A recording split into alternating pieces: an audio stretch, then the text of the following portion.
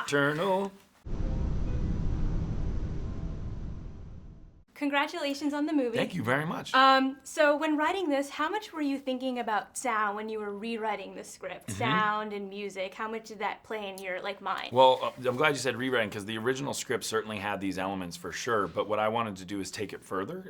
It was an early draft by these writers, and I'm sure they would have taken it further too, but to me, it was such an incredible, sandbox to play in. I just wanted to stay in there longer. It's such a good idea. It was one of the best ideas I'd ever heard.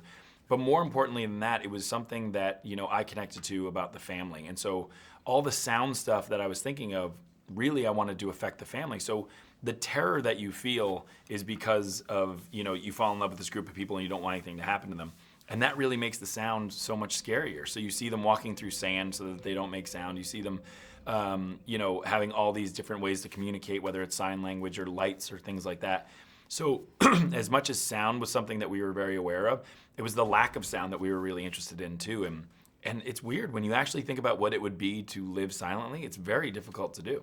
Absolutely. Speak about your collaborative process with Millie, because she's so wonderful to watch on screen. She's unbelievable, isn't she? I mean, truly, she's one of the best actresses I've ever worked with. She's also a very unique and specific actress. What she does is unlike anything anybody else does. And I told her that. I mean, she's amazing and wonderstruck, but I told her, I said, this movie is going to really affect people. You're very affecting. And I think my process with her was as good as it gets. I mean, it was always non-negotiable for me to cast a deaf actress, because certainly the performance I knew would be much more textured and honest because she actually lives through it. But I also needed a guide to walk me through this experience. What is it like to have a family with a deaf person, and also what's it like to be a deaf person with a hearing family? Do you ever feel frustrated? Do you ever feel empowered?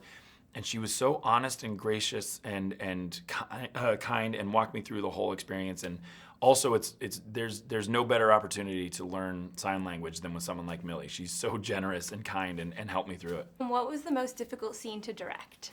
The most difficult scene for me to direct was, and I can't give it away, but there's a scene where the kids are in absolute peril, and it has something to do with corn, and it doesn't look like they have a chance to survive. And when you shoot a scene like that, it's really exciting, but there was stunts involved. And, as a father, but also as a human being, I was highly aware of the fact that I was putting real children in peril in order to shoot a fake scene about kids in peril.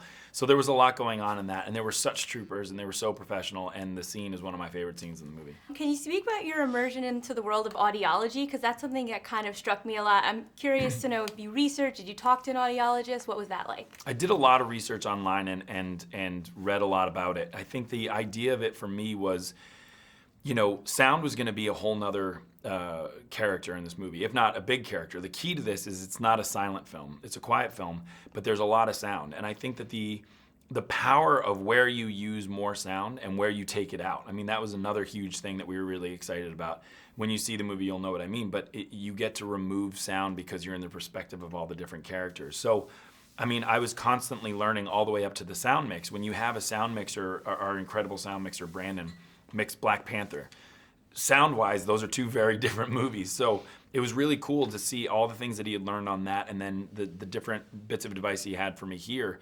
Sound is one of those very powerful things, and you realize that having a wall-to-wall sound there's an assault on your senses, and having actually hardly any sound is also an assault. There's something very disconcerting about it. Congratulations on the film. Thank you. What was it about EVELYN that you most connected with? Well, it's so close to home for me. I really understood that idea of just wanting to fill your kid's life with warmth, and the desire for their happiness and their safety is very important in this film. And I just felt so deeply for her. I kind of admired her fierceness, and she was cool. You said reading the script, she tapped into your deepest fears as a mother. Yeah. What was it like? Was that cathartic for you to actually play out these scenarios? I don't know if cathartic's the word. It would probably be the opposite, more sort of traumatic to, to go through some of it, yeah. And so in this movie, you're mostly doing ASL, and it's very physical. Can you speak about how that impacted your approach to character or forming her? Well, it was wonderful. We had this great ASL expert on set called Douglas, and he really inspired us to make our own, sort of put our own personality into the sign language. Like, how would the character sign? So John's character is very economical with it, and it's very direct, and Evelyn's warm and funny and loving, and it's big, and So I think that was exciting to kind of make sure that the character was in line with the way that you signed. And you have some wonderful child actors in this. What do you admire about Noah and Millie? Well, they honestly, I can't even consider them as child actors. They're just better and more professional than so many actors I've worked with. You know, they're just so talented and so deep, and they think about everything. They have so many layers to them. They were really exciting to be in a scene with, like really exciting. The film is very limited. There's almost maybe 6 actors in all, but it's just the 4 of you, and then you're kind of on this limited space. You're on the farm, a little in the forest. Can you speak about what that experience was like? It seemed very intimate from just a viewer. It was very intimate. It's sort of an insular world. It was like everyone was living at this spooky farm for 6 weeks. You know, it was just it was a very intense world to be in for that space, but the location was gorgeous. I mean, John found it online like months before we started, and it had a farmhouse, a barn, and a silo, and then they planted corn, and incredible production design. It just made it feel as creepy as possible. There are a lot of difficult scenes to watch in this. What was one of the more difficult ones for you to actually do? Probably the birth scene. I mean, that's the sequence that is rough. That whole sequence, like it includes the nail and all of it, it was just pretty rough. Now that John has directed you in a project, do you hope to direct him in something one day? Oh, God. I mean, I've seen how all-consuming it can be to direct something, so I don't know if I'm quite sort of up for that yet, but maybe in a few years, we'll see. And do you have any favorite horror films or things that you've watched in the past? I don't love horror films, but the only film that I keep coming back to, because it was John's sort of homage, is Jaws. You know, this is really what he wanted to make, was sort of ode to Jaws, which we love. You know, I love that. I like films with suspense.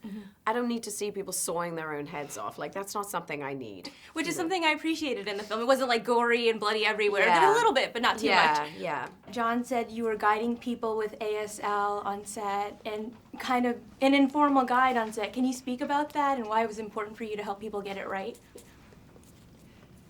Well, I helped some, I would say I helped some on the set, but we also had a deaf ASL advisor on set, and he's the one who translated the lines into sign language, and he helped everyone learn sign language. But, you know, if we wanted more emotions, if it was something quick, you know, people would come to me and ask for my advice. But mostly I thought about how we would communicate in our relationships, what that would look like. And as the deaf supervisor didn't understand didn't come from the acting perspective, and I sort of gave the acting perspective of how to sign and communicate. What did you love about working with Millie? Oh, she was a bit hard, you know, always being really mean and nasty. No, she was very cool. And in terms of the signing, she was awesome, honestly. She was such a great friend, and to have that good a friend right by you the whole time made me feel, you know, much safer in the acting in the scenes, and it really helped me because I could play off her because she's such a brilliant actress. So it was really great. So I had someone there to help me through the scenes.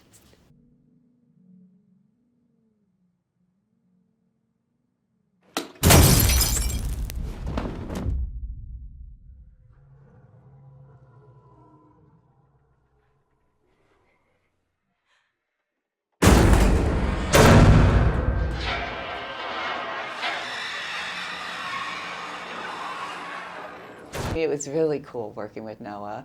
I feel the same way when you know, there were scenes that were hard to do, and if you're alone, I mean, like if you're the only kid on set, you feel a little bit out of place. It's a little difficult. You want someone with you, someone who's around your age or close to your age with you, and it helps.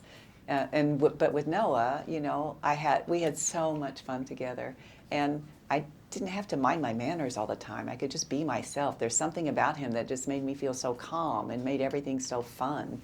And he was really with me the whole way, not behind or ahead of me, but I felt like really side by side we made this journey together, and it made me feel safer and calmer and more relieved. I paid her to say that. And we have these two fantastic actors, John and Emily. What did you learn working with them? I learned so much, actually. I learned how to, you know, be a better person and how from the movie, actually, I learned how, to be more independent, and how you're not always going to have someone looking over you and keeping you safe. But I learned, for mainly John, always surprise yourself emotionally and always take risks, and because you never know, you might have a brilliant scene that comes out of something that you didn't know was going to happen. So, and even if it's bad, there's always another take. It's not like it's a one-off. Yes, and it was an amazing experience to work with John and Emily Blunt. I mean, they're so sensitive and compassionate and open-minded. They were very open to our suggestions, our ideas, our opinions. They just open and really allowed us to be part of their personal life, welcomed us in.